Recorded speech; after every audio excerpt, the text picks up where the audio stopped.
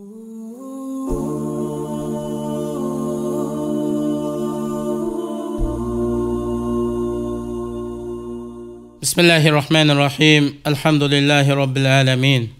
Ve salatu ve selamu ala Resulina Muhammed ve ala alihi ve sahbihi ecmain. Amma ba'd. Assalamu alaikum ve rahmetullahi ve berekatuhu. Hürmetlik ustazlar ve kırındaşlar, bugünkü dersimiz Peygamberlik bişareti Kur'an-ı Kerim.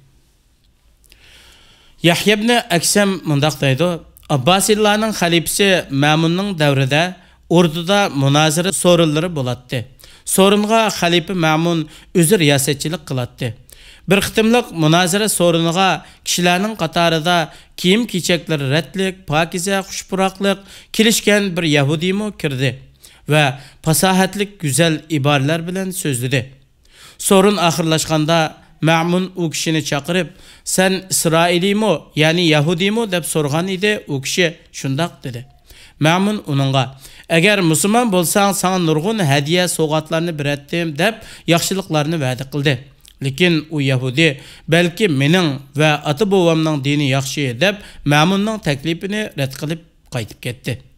Aradan bir yıl ötkende bu Yahudi Müslüman bolgan halatga keldi ve sorunda fiqh ve hadis to'g'risida nihayat yaxshi söz qildi. Sorun ahirlashganda Ma'mun uni chaqirib sen ötken kündeki Yahudi emasmi degende u shundaq men shu dedi. Ma'mun sening Müslüman bo'lishingga nima sabab bo'ldi deb so'ragan edi. Yahudi undaq bo'lsa mening so'zimga quloq solgin ve Allahu akbar degan. Men ötken qitim sening soruningdan chiqqandan keyin bu dillarni sinash, ixtibor qilishni yaxshi ko'rdim. Mening xatim bek chiroyli. Men Tavratdan 3 nusxa yozdim. Bu jarayonda Tavratdagi ba'zi so'zlarni qisqartib etdim ve ba'zi so'zlarni qetib qo'ydim. Kitobni yozib bo'lgandan keyin uni chirkovga elib berib sotdim. Ular mendan ko'chirilgan Tavratni setib olgandan keyin kitobni o'qib boqmasdan va yenidagi asl nusxalarga silishtirib boqmasdan elib kirib ketdi.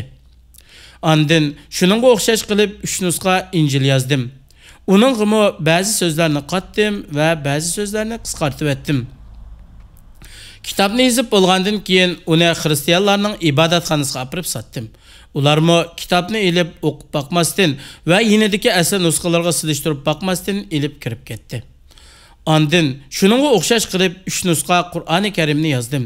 Uni Qur'on yozdiganlarning yiniga aparsam, ular biz buni o'qib, bu yerdagi nusxalarga silishtirib, andin sana pul bermaymiz deb Qur'onni o'qib, xatolarini ziyoda qilgan va qisqartib etgan joylarini tepib, men yozib kelgan Qur'onni kuydirib etdi va tas qoldi menimi o'ltirib etkili.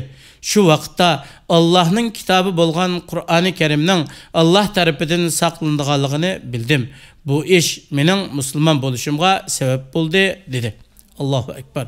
Allah subhanahu wa ta'ala barliq dinni tushunadigan kishilarga hidoyat ato qilsin. Barliq insonlarni islom dinini tushunib, payg'ambar alayhisalom olib kelgan haq dinga ergishib, Allah'ның ne'matiga nozil bo'lib, do'zaxdan qutulib, jannatga kirish sharifiga muyassar qilsin. Vassalamu alaykum va rahmatullohi va barakatuhu.